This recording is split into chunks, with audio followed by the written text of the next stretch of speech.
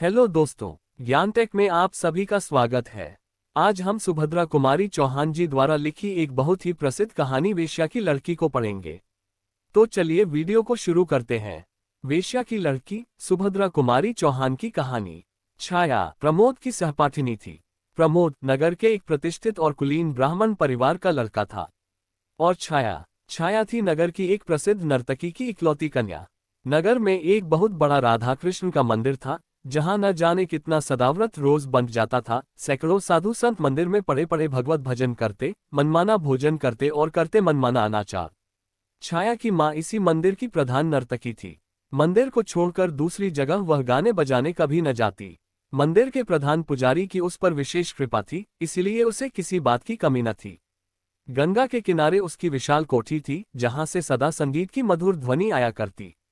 नगर के संगीत प्रेमी जब स्वयं ही उसके यहाँ पहुंच जाते तो राजरानी उन्हें निराश न करती, किंतु वह किसी के यहाँ बुलाने पर गाने के लिए नहीं जाती थी। छाया इसी राजरानी की इकलौती कन्या थी।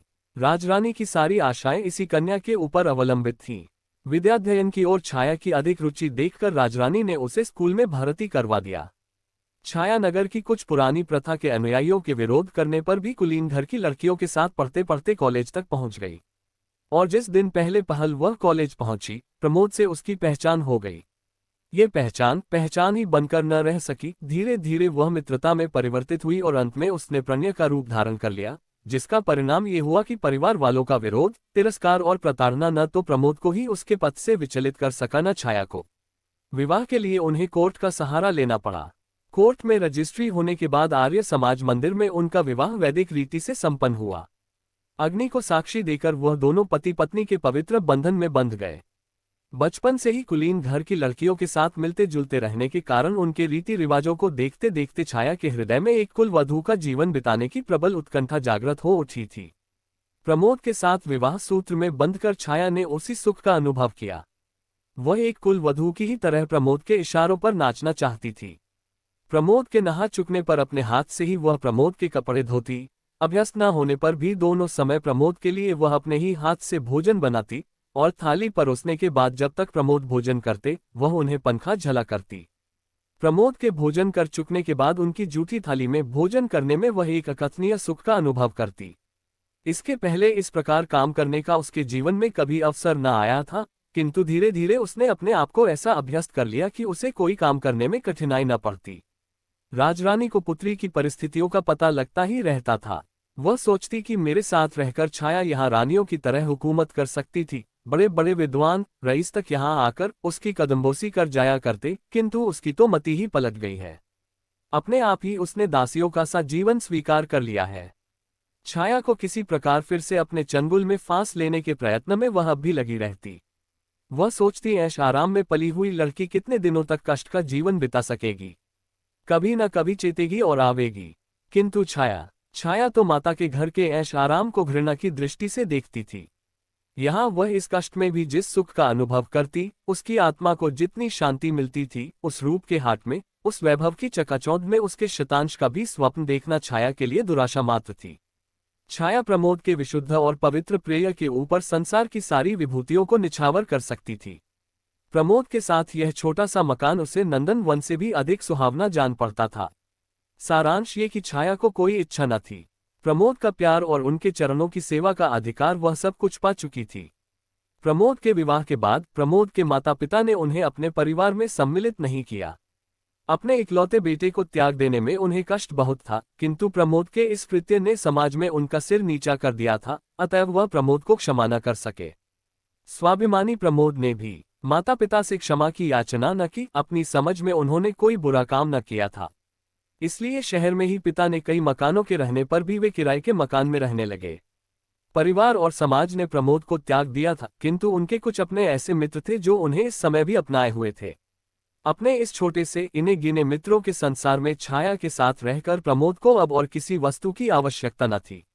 आर्थिक कठिनाइयां कभी बाधा बनकर उनके इस सुख के सामने खड़ी हो जाएंगी, प्रमोद को इसका ध्यान भी न था। कॉलेज के प्रोफेसरों और प्रिंसिपल की उनके साथ बड़ी सहानुभूति थी। उनका आचरण कॉलेज में बड़ा उज्ज्वल रहा था और वे परीक्षाओं में सदा पहले ही आए थे, इसलिए वह थोड़ा प्रयत्न करने पर वहां प्रोफेसर हो सकते थे। परंतु सुख की आत्मस्मृति तक बाह्य आवश्यकताओं की पहुंच कहाँ। कॉलेज में एक हिंदी के प्रोफेसर का स्थान खाली भी हुआ, किंतु प्रमोद अपने सुख में इतना भूल गए थे कि उन्हें और किसी बात का स्मरण ही न रहा। उनके मित्रों और छाया ने एक दो बार उनसे इस पद के लिए प्रयत्न करने के लिए कहा भी, किंतु उनका यह उत्तर सुनकर, छाया, क्यों मुझे अपने पास से दूर भगा देना चाहती हो? छाया चुप हो गई। उसे अधिक कहने का साहस न हुआ। वह प्रमोद के भावुक स्वभाव से भली भांति परिचित थी। छोटी छोटी साधारण बातों का भी उनके हृदय पर बड़ा गहरा प्रभाव पड़ता था। यौवन जनित उन्माद और लालसाएं चिरस्थायी नहीं होती। इस उन्माद के नशे में जिसे हम प्रेम का नाम दे डालते हैं वह वास्तव में प्रेम नहीं, किंतु वासनाओं की प्यास मात्र है। लगातार 6 महीने तक छाया के साथ रहकर अब प्रमोद की आंखों में भी छाया के प्रेम और सौंदर्य का वह महत्व न रह गया था जो पहले था। अब वह नशा कहाँ था। उन्हें अपने कर्तव्य का ज्ञान हुआ। उन्हें अब ऐसा जान पड़ता जैसे उन्होंने कोई बहुत बड़ी भूल कर डाली है। आर्थिक कठिनाइयां भी उन्हें पद पद पर शूल की तरह कष्ट पहुंचा रही थीं। इसके अतिरिक्त माता पिता के स्नेह का अभाव उन्हें अब बहुत खटक रहा था। उनका चित्त व्याकुल सा रहता, बार बार उस स्नेह की शीतल छाया में दौड़कर शांति पाने के लिए उनका चित्त चंचल हो उठता। माता पिता के स्नेह में जो शीतलता, ममता का मधुर दुलार और जो एक प्रकार की अनुपम शांति मिलती है, वह उन्हें छाया के पास न मिलती। छाया के प्रेम में उन्हें सुख मिलता था, शांति नहीं, स्नेह मिलता पर शीतलता नहीं, आनंद मिलता पर तृप्ति नहीं। हाँ, प्यास और तीव्र होती जान पड़ती। आनंद और सुख के जलन की मात्रा अधिक मालूम होती। वे माता पिता के स्नेह के लिए अत्यधिक विकल रहते, किंतु जब माता पिता ने ही उन्हें अपने प्रेम के पलने से उतारकर अलग कर दिया, तब स्वयं उनके पास जाकर उनके प्रेम और दया की भिक्षा मांगना प्रमोद के स्वाभिमानी स्वभाव के विरुद्ध था। प्रमोद का स्वास्थ्य भी अब पहले जैसा न रह गया था। दुश्चिंताओं और आर्थिक कठिनाइयों के कारण वे बहुत कृश और विक्षिप्त से रहते। समाज में भी अब वह मान प्रतिष्ठा न थी। हर स्थान पर उनके इसी विवाह की चर्चा सुनाई पड़ती। प्रमोद के इस कार्य से ही नहीं, स्वयं प्रमोद से भी किसी को किसी प्रकार की कोई सहानुभूति न रह गई थी।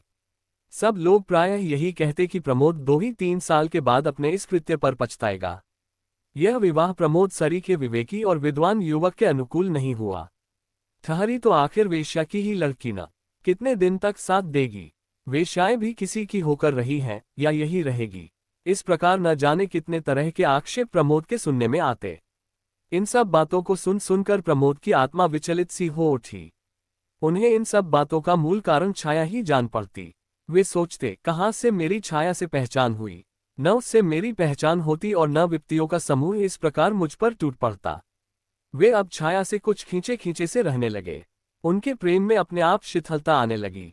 छाया का मूल्य उनकी आंखों में घटने लगा, पर प्रमोद स्वयं ये सब चाहते न थे। छाया में वेश्या की लड़की होने के अतिरिक्त और कोई अवगुण मिलता न था। वे विवश थे। हृदय के ऊपर किसका वश चला है। वे अपने व्यवहार पर स्वयं ही कभी कभी दुखित हो जाते, फिर वही भूल करते। कभी कभी औरों के सामने भी छाया से वह ऐसा व्यवहार कर बैठते जो अनुचित कहा जा सकता था। छाया सुख की छाया में ही पलकर बड़ी हुई थी। अपमान, अनादर और तिरस्कार के ज्वाला में संसार से वह परिचित न थी। अब पद पद पर उसे प्रमोद से प्रेम के कुछ मीठे शब्दों के स्थान पर तिरस्कार से भरा हुआ अपमान ही मिलता था। प्रमोद के इस परिवर्तन के बाद भी छाया ने समझ लिया था कि प्रमोद के हृदय में उसने एक ऐसा स्थान बना लिया है जिस तक किसी और की पहुंच नहीं है। उसे इसी में संतोष था। एक कुलवधू इसके अतिरिक्त और चाहती ही क्या है। पत्नी के रूप में पहुंचकर छाया ने अपना अस्तित्व ही मिटा दिया था। प्रमोद के चरणों में उसके लिए थोड़ा सा स्थान बना रहे, यही उसकी साधना थी, और इस साधना के बल पर ही वह प्रमोद का किया हुआ अपमान और तिरस्कार हंसकर सह सकती थी।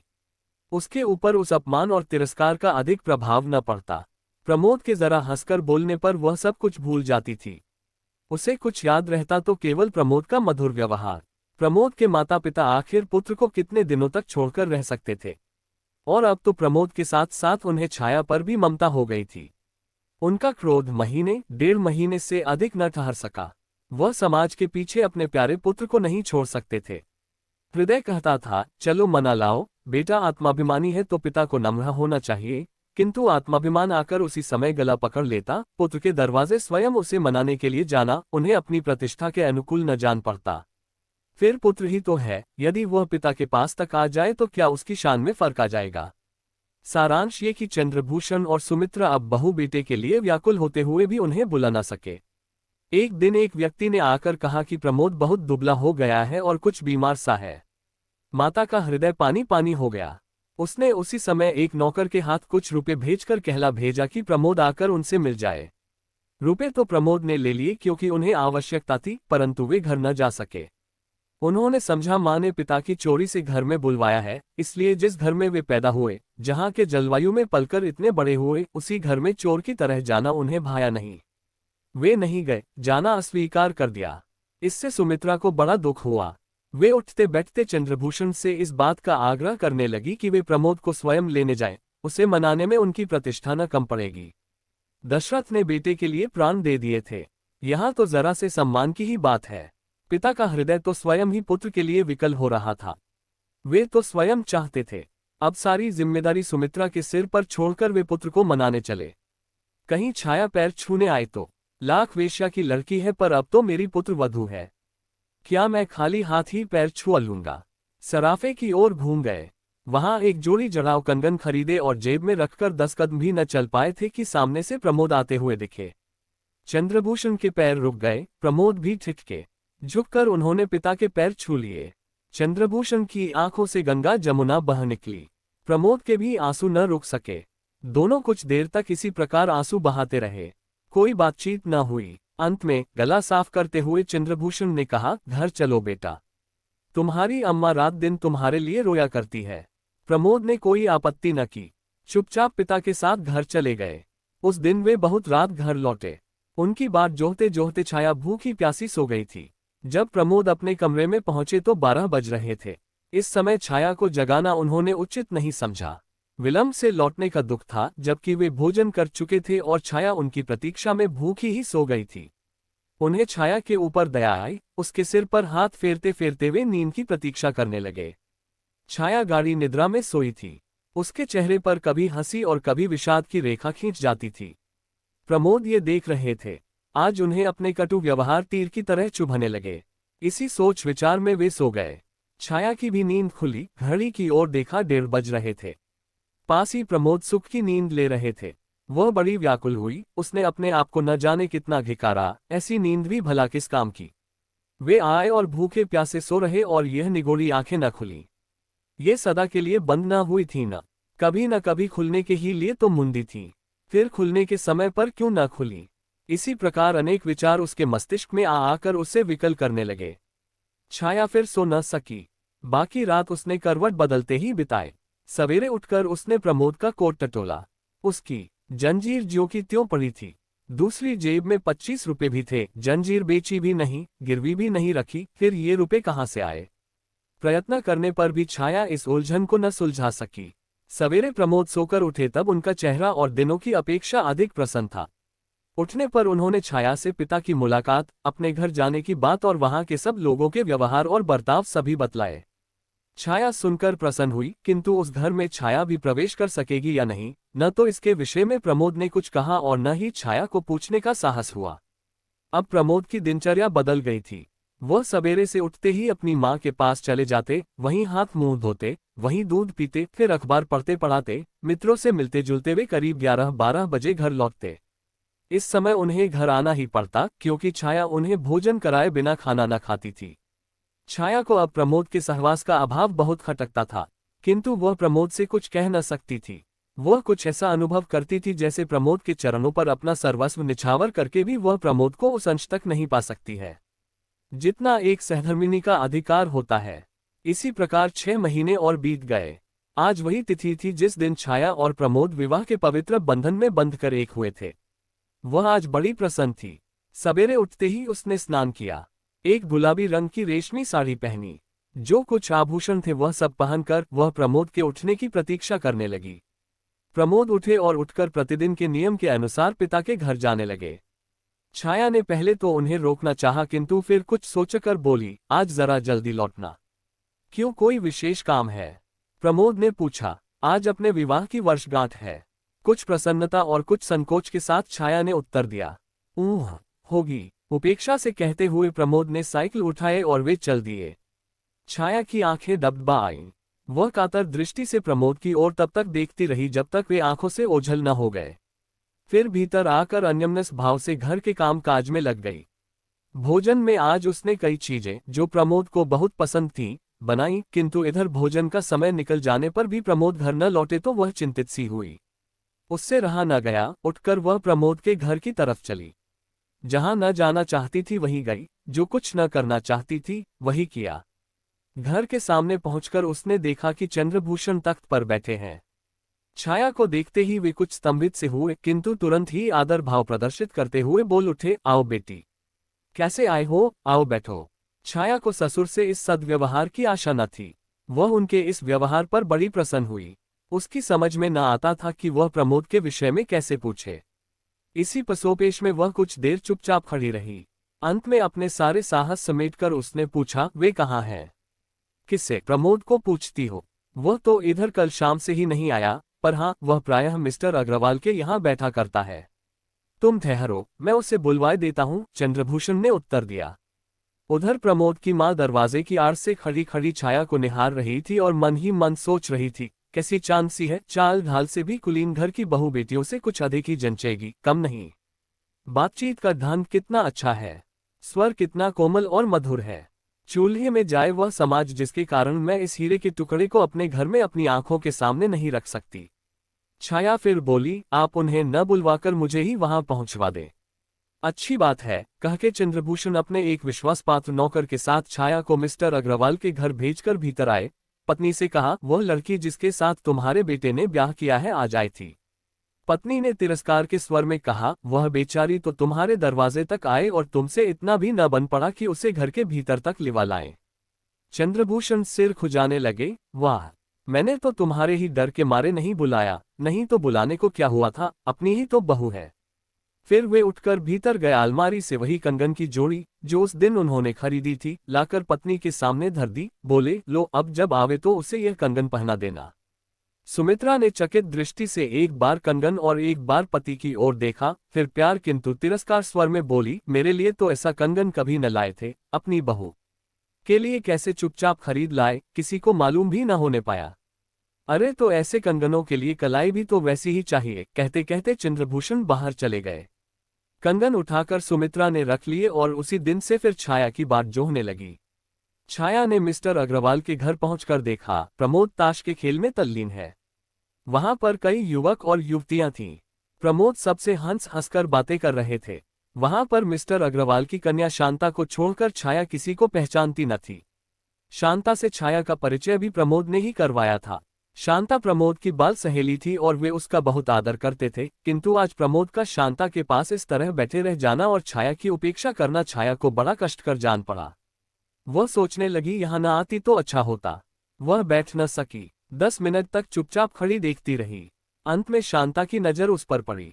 उसने उठकर छाया को आदर के साथ बैठाया। प्रमोद को छाया का इस प्रकार उसकी खोज में ही सही उसके मित्रों के घर तक पहुंचना अच्छा न लगा। उन्होंने वहीं सबके सामने उसे डांट दिया। वे सिर से पैर तक जल उठे। कुछ देर वहां बैठकर फिर वे अपने घर आए। घर पहुंचकर उन्होंने छाया को खूब आड़े हाथों लिया। जो कुछ जी में आया क्रोधावेश में कहते गए। क्रोध में न मनुष्य में बुद्धि रह जाती है, न विवेक। प्रमोद ने जो कुछ कहना था वह भी कहा और जो कुछ न कहना था वह भी कहा। अंत में उन्होंने यहाँ तक कह डाला कि तुम अपने परिवार की चाल क्यों छोड़ सकोगी, गली गली घूमोगी नहीं तो काम कैसे चलेगा। तुम तो मालूम होता है वही करोगी जो तुम्हारी माँ आज तक कर रही है। छाया कट सी गई। अपमान उसके चेहरे पर तड़प उठा, किंतु वह कुछ नहीं बोली। वह जानती थी कि कुछ बोलकर अपना अहित छोड़कर वह हित नहीं कर सकती। अंत तक अपने इस कार्य के लिए वह विनम्र भाव से प्रमोद से क्षमा मांगती रही और इस बात का आश्वासन देती रही अब उससे ऐसी भूल कभी न होगी। किंतु प्रमोद अपने को शांत न कर सके। वे उन्मत्त की तरह कभी टहलते और कभी चुपचाप लेट जाते। अंत में कुछ देर तक इधर उधर टहलकर वे छाया से बोले, छाया, मैं तो मिस्टर अग्रवाल के घर जा रहा हूँ, वहां मुझे कुछ शांति मिलती है। शांता के पास पहुंचकर मैं एक प्रकार के सुख और शीतलता का अनुभव करता हूँ। वहां मैं सारी दुश्चिंताओं से क्षण भर के लिए अपने आप को मुक्त पाता हूँ। वहां मैं जितना अधिक रहूं, रहने दिया करो।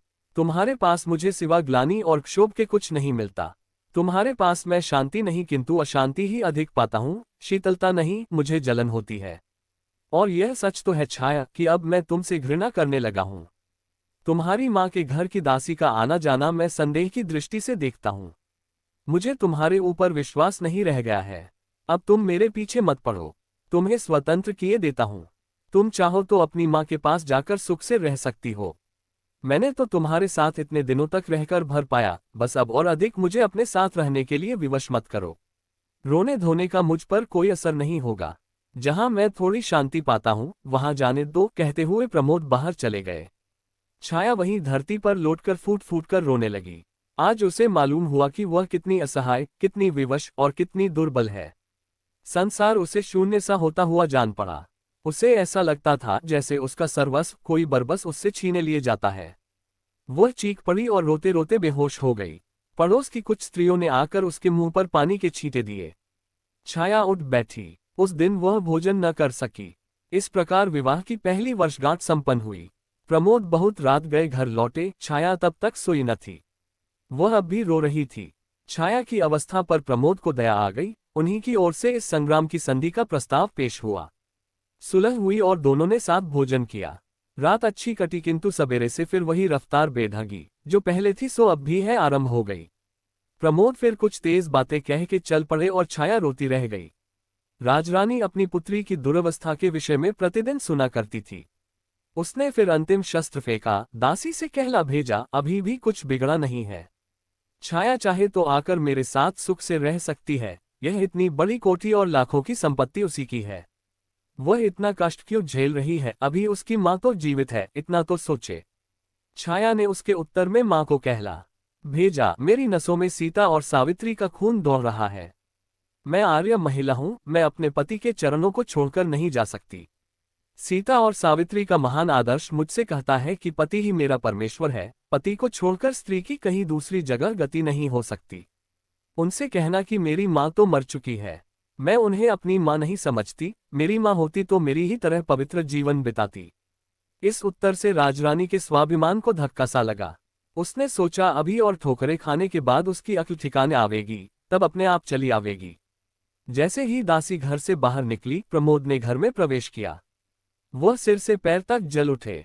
घर के अंदर जाते ही उन्होंने बेकसूर ही सारा क्रोध छाया पर उतार दिया। छाया के हर छोटे छोटे कार्य को अब वे संदेह की दृष्टि से देखते थे।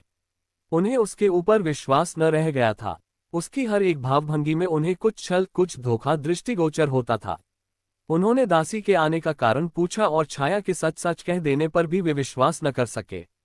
क्रोध में उन्मत्त से हो रहे थे। क्रोध के साथ बोले, छाया तुम जाओ, जाओ अपनी माँ के साथ रहो, मेरा पिंड छोड़ दो। तुम्हारे साथ रहने से मुझे कष्ट भर होता है और कुछ नहीं। मैं अपने आप तो तुम्हें छोड़ नहीं सकता।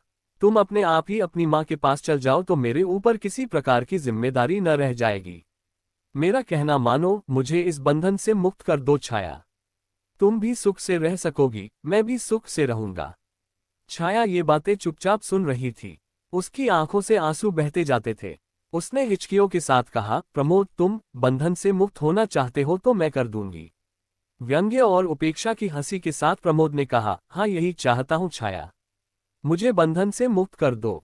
जिस दिन तुम मेरी इतनी बात मान लोगी मुझे बड़ी शांति मिलेगी। शाम को घर लौटकर प्रमोद ने देखा, छाया अपने जीवन की अंतिम सांसें ले रही थी। उसकी आंखें कदाचित एक बार प्रमोद को देख लेने की प्रतीक्षा में खुली थीं। प्रमोद के आते ही एक हिचकी के साथ उसकी आंखें सदा के लिए बंद हो गईं। प्रमोद पागलों की तरह छाया की लाश पर गिर पड़े। आज भी प्रमोद नन्ही सी पोटली, जिसमें छाया का चित्र और उसका अंतिम पत्र है, बड़ी सावधानी से हृदय से लगाए हुए नगर के सुनसान स्थानों में या खंडहरों में देखे जाते हैं।